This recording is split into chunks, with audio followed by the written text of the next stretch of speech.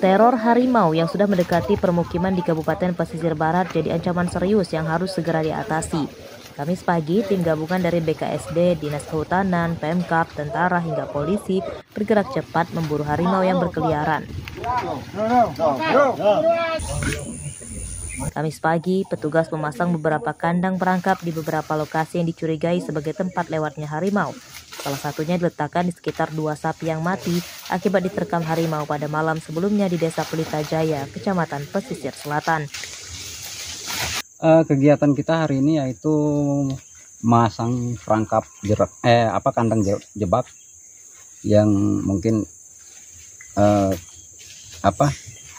untuk itunya yang paling berperan tuh BKSDA. Cuman kita memindahkan dari tempat satu tadi ke tempat sini karena tadi malam ya ada kejadian di sini makan sapi. Itu tujuannya apa? Ya tujuannya untuk menangkap si harimau Sumatera itu sendiri. Terkait teror harimau, Satgas Gabungan Penanganan Satwa Liar mengimbau masyarakat bisa mengurangi aktivitas di luar rumah saat malam hari.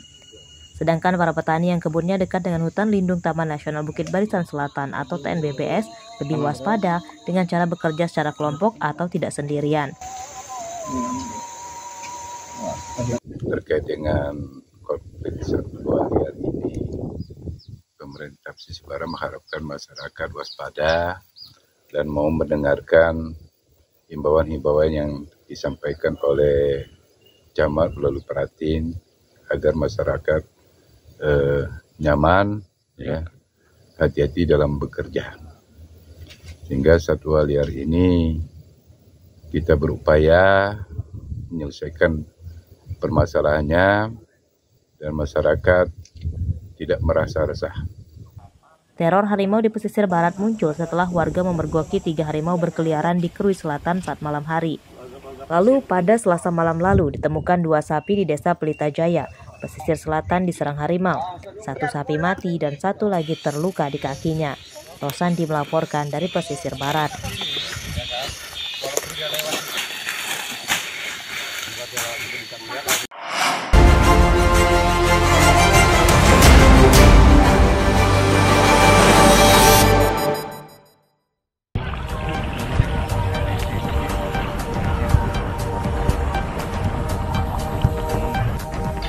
Banjir rob atau air laut yang meluap ke permukiman merendam beberapa desa di Tulang Bawang, di antaranya Kampung Sungai Burung dan Bratasena Mandiri di Kecamatan Bente Teladas. Hari kedua banjir pada Minggu siang, ketinggian air justru lebih tinggi dibanding sehari sebelumnya yang kini mencapai hampir 1 meter. Banjir nyaris melumpuhkan aktivitas warga. Mereka beraktivitas menggunakan perahu dan pelampung buatan dari jerigen karena jalan desa tidak bisa dilewati motor dan mobil. Selain merendam jalan dan rumah, sekolah dan tempat ibadah juga turut terendam banjir. Warga menyatakan masih tetap bertahan dan tidak mengungsi ke daerah lain karena alasan keamanan harta benda dan ketinggian air saat ini dinilai belum membahayakan keselamatan jiwa.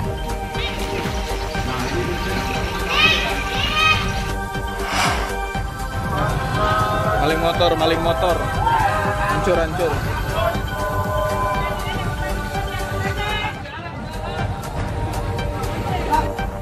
Seorang pencuri motor yang melarikan diri dan masuk ke kantor desa Kelawi, Kecamatan Bakauheni, Lampung Selatan ditangkap warga yang mengejarnya.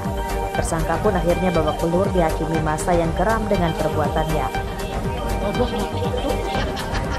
Menurut korban, pelaku berjumlah 2 orang, 1 ditangkap dan 1-nya lagi melarikan diri.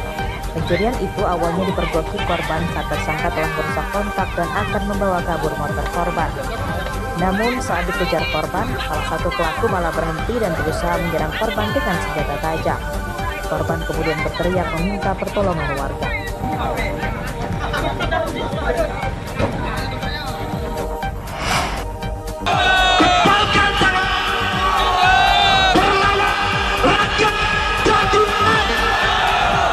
Akibat harga singkong anjlok, ribuan petani dari Tulang Bawang dan Mesuji menggeruduk sebuah pabrik pengolahan tapioka di Tulang Bawang Senin siang. Massa menuntut harga jual singkong dinaikkan oleh pihak perusahaan. Sekitar 1.300 petani terus meneriakkan aspirasi mereka di depan pintu gerbang pabrik singkong di Jalan Sumatera Lintas Timur, Desa Banjardewa, Kecamatan Banjar Agung.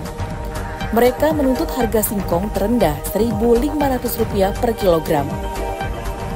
Pasalnya harga jual sekarang yang hanya Rp900 sampai Rp950 per kilogram tidak sebanding dengan modal yang dikeluarkan.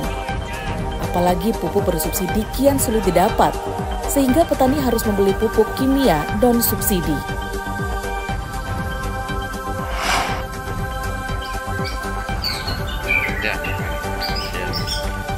Pasangan suami istri ditangkap saat sedang pesta narkoba jenis pil ekstasi di sebuah kamar kos di Kelurahan Pasar Madang, Kecamatan Kota Agung, Tanggamus, Selasa siang. Tersangka bernama Rasdam dan istrinya Vivi Kurnia yang merupakan warga Gadingrejo, Pringsewu. Dari kamar tersangka, polisi menyita setengah butir pil ekstasi, sisa pakai, dan 1 pucuk senjata api rakitan lengkap dengan 3 butir pelurunya. Oleh polisi, kedua tersangka kemudian digelandang ke Mapolres Tanggamus. Dalam pemeriksaan, polisi mengungkap tersangka Rasdam diduga adalah bandar ekstasi yang sengaja merantau ke Tanggamus untuk menjual narkoba. Sebelum ditangkap, tersangka telah menjual puluhan butir pil ekstasi ke seorang bandar daerah ini berinisial MZ, dan ekstasi sisa dagangannya kemudian dipakai sendiri bersama istri.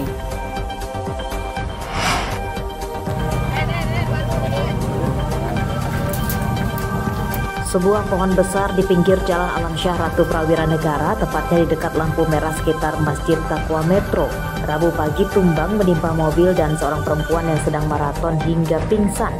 Korban kemudian dibantu warga untuk dibawa ke rumah sakit. Korban bernama Eka Wahyuningsih menderita luka cukup parah di kepala dan tangan, sedangkan untuk mobil yang tertimpa pohon juga rusak di bagian samping. Menurut korban, pohon tumbang terjadi saat cuaca sedang normal atau tidak hujan dan tidak sedang ada angin kencang. Penyebab pohon tumbang akibat batangnya lapuk.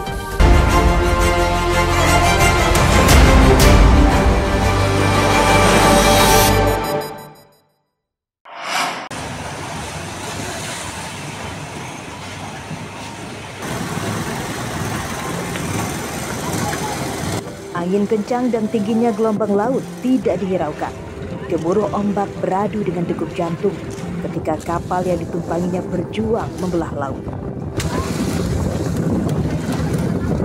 Gita Lestari sudah bertekad menuju Pulau Sebuku dari dermaga Pantai Cantik, Kecamatan Rajabasa, Lampung Selatan untuk mencerdaskan anak bangsa.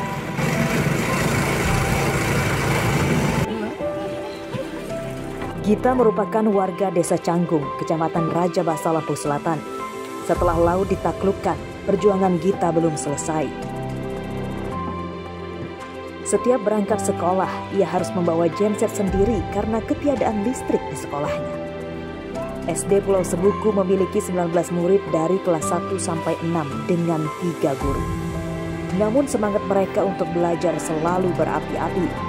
Setelah terpilih sebagai guru penggerak, Gita pun kini didapuk sebagai kepala sekolah.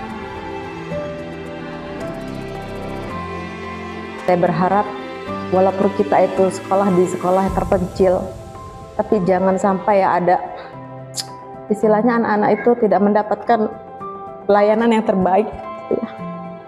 Saya punya harapan besar anak-anak ini bisa prestasi gitu. Itu harapan saya. Jangan patah semangat, terus berusaha bagaimanapun caranya dan niatkan dengan doa gitu.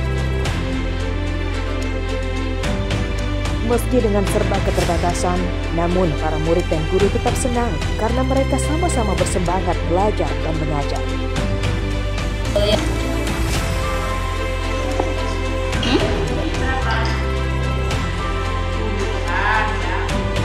Kan sekolah kita kan terpencil Pak, fasilitasnya juga nggak begitu ini Pak ya, nggak begitu nyaman kalau di sekolah. Kalau kita mau ngajar apa namanya, ibu nggak tahu lah apa namanya yang pakai ya LCD itu kan nggak ada listrik Pak.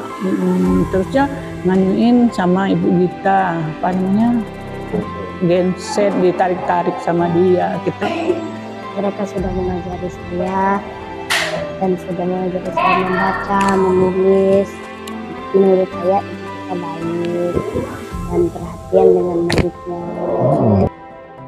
Pulau Sebuku dihuni kurang dari 100 keluarga. Para murid, orang tua, hingga warga berharap satu-satunya sekolah di pulau ini mendapat perhatian penuh dari pemerintah, khususnya untuk fasilitas guru dan listrik sekolah. Hal tersebut karena anak-anak pulau pun berhak mendapatkan pendidikan layak dari pemerintah untuk menggapai cita-cita. Andri Kurniawan melaporkan dari Lampung Selatan.